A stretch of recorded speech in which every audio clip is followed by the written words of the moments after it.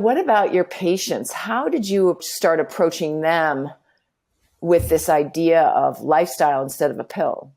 Well, I actually honestly think that's become easier and easier. And the reason it's become easier really is the work of all the researchers publishing more and more data on plant-based diets and heart disease. And one man specifically, Kim Williams, past president of the American College of Cardiology, who's on the guideline writing committees for hypertension and prevention of heart disease, because of a lot of his efforts, that the American Heart Association and the American College of Cardiology guidelines for how we prevent heart disease recommend a plant-based diet.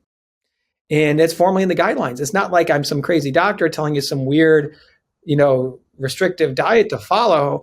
This is in the guidelines. This is what the science has shown. And when you tell people, like we mentioned previously, how preventable heart disease is through proper lifestyle changes, and you say the most effective thing is to treat the cause of the problem, it's just common sense, they get it. They understand it. Here's a challenge. They'll get that part, that lifestyle is critical. It's the most important part.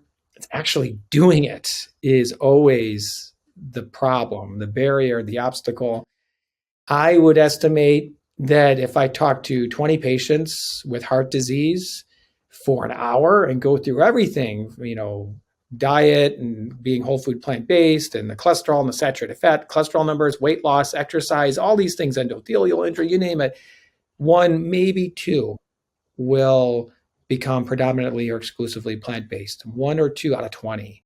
So it's because there's so many barriers, honestly. Our culture is very into unhealthy food and processed foods. Our food system really pushes, promotes, advertises, markets, and provides us all these unhealthy foods. And then our government policies, subsidize the wrong stuff. We should be giving away apples and fruit and beans for free to people. That would lower healthcare costs if we just made those healthy, unprocessed plant-based foods free.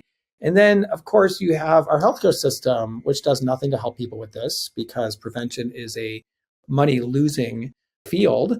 And lastly, it's just our brains. We love sugar, salt, and fat. That's the way we've evolved for survival purposes. So we could go out and get a lot of calories and not starve to death. But of course, we're not starving now. It's quite the opposite. We're overfed, yet at the same time undernourished because it's predominantly processed foods and animal foods without the proper nutrients that we really need. And so you put all these things together, and it's really hard for patients to make the right change. And it's kind of, when I watched Forks Over Knives and had my aha moment, I became kind of angry at our healthcare system that we haven't stepped up and done more to make this easier. One of the things I think about, like if you had a cure for cancer and there was some chemo drug, but the side effects were horrible, hair falls out, lose weight, but it cured all cancer, it cost $100,000. We would do everything we could to help somebody tolerate that therapy and get through all that difficult time, right? Because there's so much money in this, they would work really hard to make sure that chemo drug is going to work. But we kind of have that for heart disease. It's not a chemo drug. It's a diet, and it's a clean, healthy diet where the food can be great and taste great. You can still eat all the things you want. You'll lose weight, get off your medications, reverse your disease. Yet we haven't done anything to help people get on this diet and prevent the heart disease. Why? Because it doesn't cost any money. There's no profit in it. You can't patent a plant-based diet.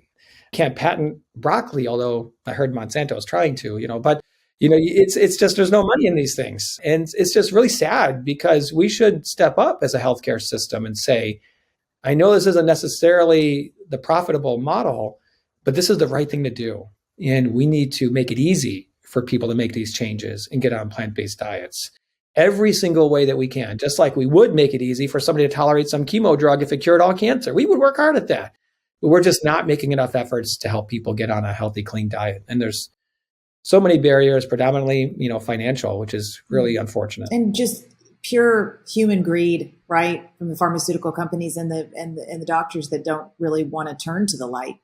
It's hard to make money if you, as we know, and have had many lifestyle doctors on the podcast, right? If you sit with somebody for an hour and really talk to them about changing their diet versus peddling a pill, that's going to be a tough road to making a living.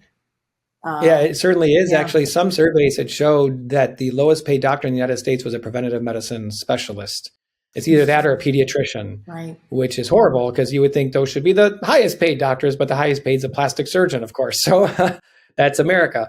It's backwards, and it is changing, but like everything in our world, the change is just way too slow and it's way too painful. And it needs to be sped up as much as possible. What's nice is by 2030, Medicare is going to pay doctors and hospitals only for quality of care, not quantity of care.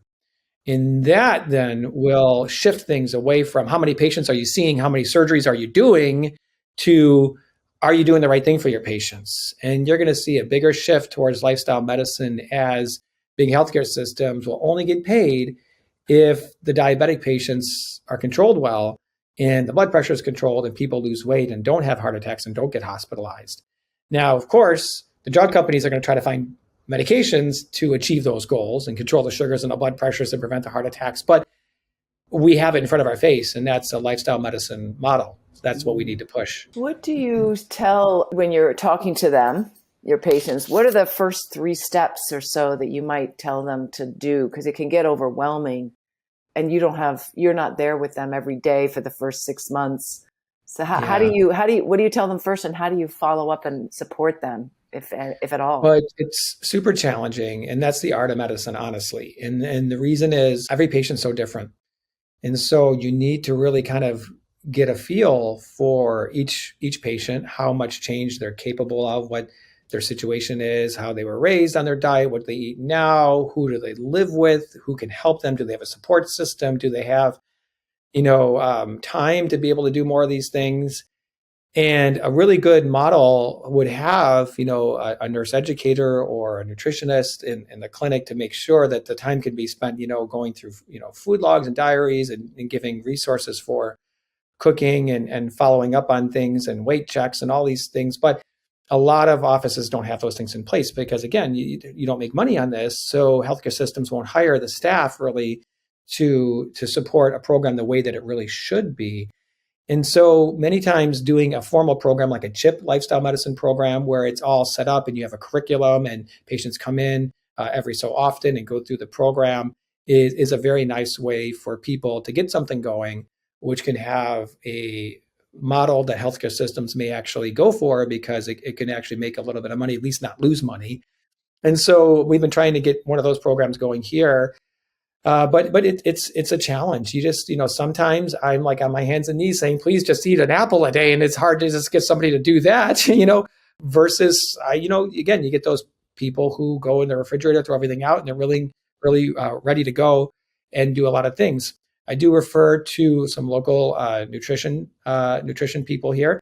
I have an email I send my patients, which has a very, very well written, I think, simplified explanation, for high blood pressure, for weight loss, for cholesterol and heart disease prevention, explaining it all, giving links and resources, videos, recipe websites, online support groups, books you can read, food delivery services, all these different things, because, they hired me here to be a cardiologist, not to be a lifestyle medicine doctor. So they're not letting me spend an hour with every single patient all the time, which is, that's the reality of our healthcare system. So you got to do the best you can with the resources you have and the time you have, and just keep pushing forward to try to get administration to hire up and put more of an investment into this.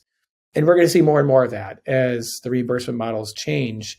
Healthcare systems will embrace it more as we, making some positive changes here locally where I am in Monterey.